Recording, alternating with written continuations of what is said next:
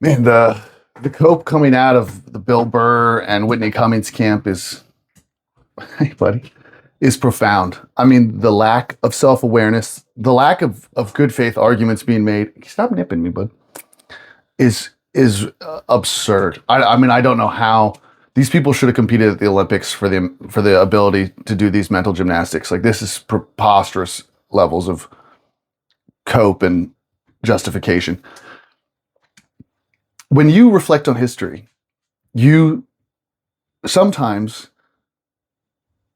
don't waste too much time with moral judgments. Like if I raised you in Rome back in, 100 AD or BC or Macedonia, any of these times, or even 1800s America, there's a good chance you would have been indoctrinated into a lot of schools of thought and been normalized and accepting of things like slavery.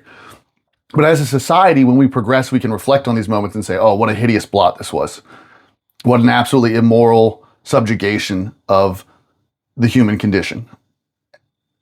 To go and perform for slave owners in today's world, in 2025, and think that you can sell that spin, that is an ambitious undertaking.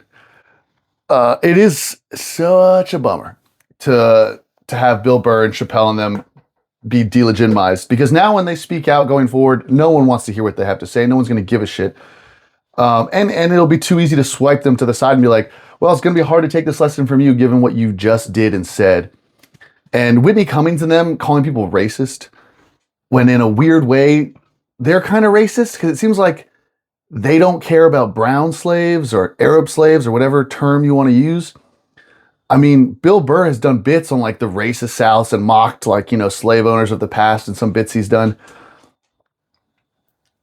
To be able to justify performing for slave owners of today's world, I guess that dollar bill slipped right between your neurons and blocked the thought, because there's no way to justify any of this.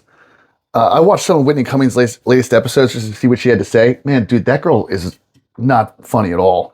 And also thinks she was poor because she went to a $60K a year fucking high school.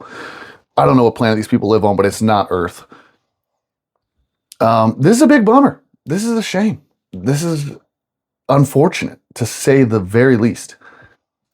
And it's crazy to see these people call other people ignorant or racist. Like, they didn't perform for the people of anywhere. They went and licked the boot of the royals, the aristocracy, the kleptocrats. There's no day job worker who got a free show. He got off his shift of being an indentured servant because he got trapped in a work visa that he got tricked into, which is what Saudi Arabia does to a lot of people, like how they built, their World Cup facilities, where these people go over there to work and then they get basically enslaved and aren't allowed to leave. These people didn't get off a shift in 120-degree heat for Bill Burr to crack a couple beers and jokes with them.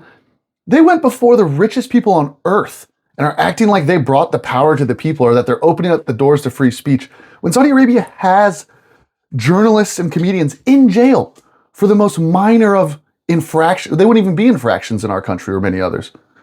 I mean, it'd be one thing to own it, which you couldn't really do, but it's such another to pitter patter and play this like copium gymnastics game. It's pathetic.